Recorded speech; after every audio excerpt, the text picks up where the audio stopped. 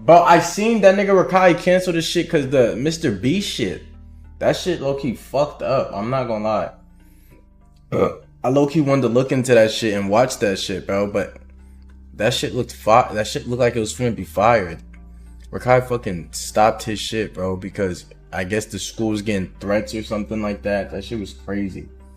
So Rakai had this stream planned where he was going to go to an actual boarding school, lean into the whole narrative that he needs discipline, and stream the entire experience. The school had agreed to it, dates were set, it was being promoted, people were genuinely curious, and then the school pulled out. Not because they had second thoughts about Rakai's reputation, even though they should have, but because they started receiving death threats. An actual educational institution with actual staff and actual students had to withdraw from a content collaboration because Rakai's fan base was threatening them. School he was gonna stream at today for this boarding school stream had pulled out from the stream because of all the threats they're getting. So Rakai did come out with a statement about all this, saying that he is sorry and all he wants to do is make content. Due to the MrBeast video, the school received death threats and pulled back with working with us. I love y'all so much and I promise I'm gonna make it happen. Now, to understand why any of this happened, you have to go back to the MrBeast video, because that is where the current wave of chaos started. Rakai was one of the creators invited to participate in MrBeast's Streamer Box Challenge,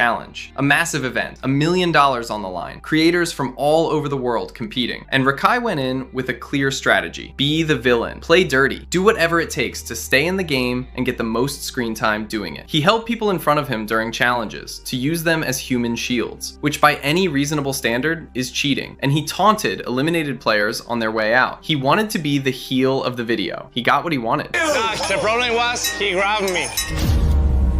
I'll do whatever it takes to win. Any means possible. And with that, we have... The problem is that some of the people he targeted were major figures in the Spanish-speaking YouTube community. Creators with enormous, deeply loyal fan bases. And when Rakai eliminated Rubius, who is from Spain, not Mexico, which is relevant in about 3 seconds, he told him to go back to Mexico. Just said it, out loud, on camera, in front of everyone. Mind that Rakai is a person who thought I was from Mexico because he made a comment a bit racist, I must say, like go back to Mexico, something like that, in a way, something like that he said, and I was like, okay, fine, guys.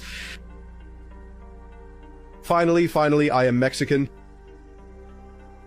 He said something like that. I don't remember what he said. I mean, I think he said it during the live stream. Rubius is Spanish, not Mexican, not from any Spanish-speaking country in Latin America. Rakai just took every Spanish-speaking person on the planet and collapsed them into one category, which is exactly as bad as it sounds. The response from the Spanish YouTube community was immediate, and it was not quiet. They went into every comment section Rakai had. They flooded his Instagram. The amount of hate coming at him was genuinely intense, to the point where Rubius himself had to come out and tell his own fanbase to calm down. Think about that. The person Rakai insulted had to publicly ask his fans to stop going after Rakai. And even after that, the threats kept coming, all the way to the boarding school that had agreed to host the stream. So the boarding school stream, which was supposed to be Rakai's way of acknowledging the criticism and turning it into content, got killed by the exact same behavior that made people think he needed a boarding school in the first place. He dug the hole and then couldn't climb into the one thing that might have helped him get out of it. The advice floating around at the time was fair. Next time, keep the school private. Don't announce it in advance. Don't publish a trailer. That is how you protect something like that. Rakai's team did the opposite. Now, before we go any further, it is worth actually addressing the education problem properly, because the boarding school is the headline, but the real story starts much earlier than that. Rakai is 17 years old and he dropped out of high school to stream, and plenty of people have done that and been fine. The difference is that most of them can string a sentence together without losing the word halfway through. There is a viral clip, and it really did go viral, titled "Rakai Speaks 0 Languages." The reason it blew up is not because people were being cruel for the sake of it. It is because people could not understand what he was saying. Not in an accent way, in a broken sentence structure, mispronounced basic words, genuinely unclear communication kind of way. That is a different thing entirely. But listen,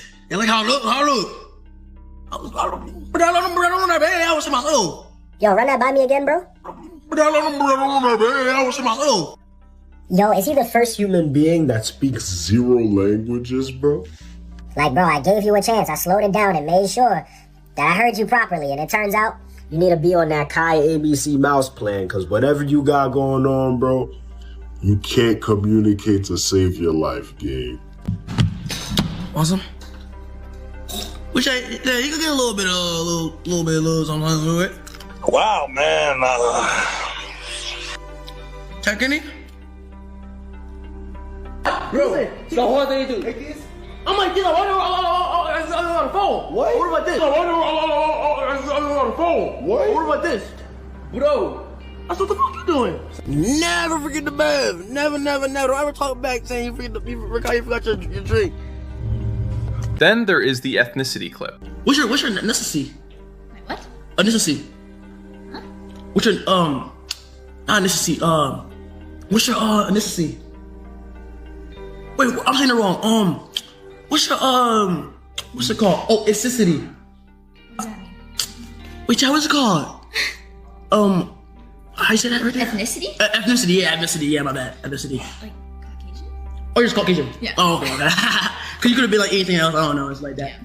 Now, forgetting a word happens to everyone. That is not the point. The point is, when you put that clip alongside everything else, the reading videos, the geography moment, the consistent pattern of basic knowledge gaps, it stops being a one-off and starts being a picture. Here's what bothers me about all of this. When a regular kid cannot read properly at 17, something happens. Teachers flag it, parents get called, extra support gets arranged. The system, imperfect as it is, tries to catch it. But when it is happening live on Twitch, it does not get caught. It gets clipped. It gets shared. His fans defend it. He is young. He is making money. He does not need school. And the kid keeps going, thinking everything is all right, because nobody in his immediate circle is willing to say that it is not. The message that sends to the younger viewers watching him is genuinely worrying. You don't need school. You don't need to be able to communicate. You just need personality and chaos. That is a dangerous thing to be teaching kids at scale. And Rakai has scale. So Kai Cenat, Rakai's mans, tried to actually do something about it. During Mafiathon 3, he hired a real tutor named Miss Emmy to homeschool Rakai and his friend Toda. The idea was to give them a proper structure, so they could balance the streaming life with at least some education. It was a genuine attempt to address a real problem. Miss Emmy was patient, professional, and by all accounts, came in with the right energy. On the very first day, they showed up late. Not slightly late enough that it had to be addressed on camera, even though the classroom was just the next room. And Rakai's response was not to apologize and move on, it was to argue about it.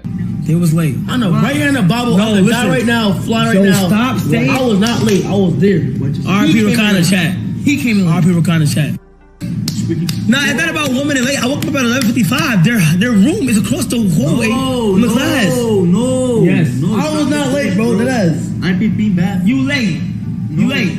Secondly, why was he in the classroom so much? There was no commute. There was no traffic. The classroom was across the hall from where he slept, and he was still arguing about whether he was late. But being late was just the opening act. Once the actual class started, Rakai and Toda were throwing food at each other. Not a quick moment that passed. Sustained, repeated food throwing that made it impossible for Miss Emmy to continue teaching. She had to physically stand between them. The more people tried to calm things down, the more Rakai leaned into it, laughing, deflecting, treating the whole thing like it was just another stream moment, rather than a class a real adult had come in specifically to run for him. He had to go to the bathroom once, and then he was throwing food, and he wouldn't stop, and I had to stand between them, so I said, leave so we can get something done in peace. Because they were acting up today. Why y'all giving Miss Emmy a hard time? I said, we give you.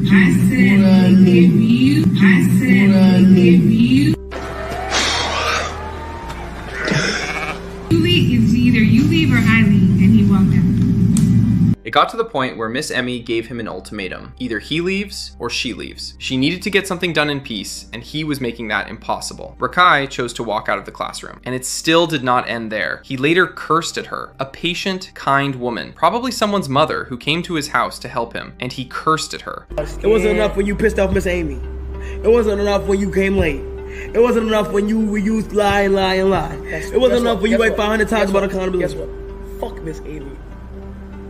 Yeah, I said it. Imagine being Miss Emmy's son and watching Rakai curse and disrespect your mom. Kai and the other adults tried everything after that. They threatened his PS5, they threatened his streaming privileges. Whether that is the right approach is a whole separate debate. The point is that real consequences were being attempted consistently, and Rakai's response to every single one of them was to laugh. Nothing stuck, no lesson landed. He mocked the consequences the same way he mocked the class, the same way he would later mock the prison intervention specialist who came in during Mafiathon and gave him a serious speech about throwing his life away at 16. To which Rakai essentially responded that he built this life himself and did not need this speech. You good?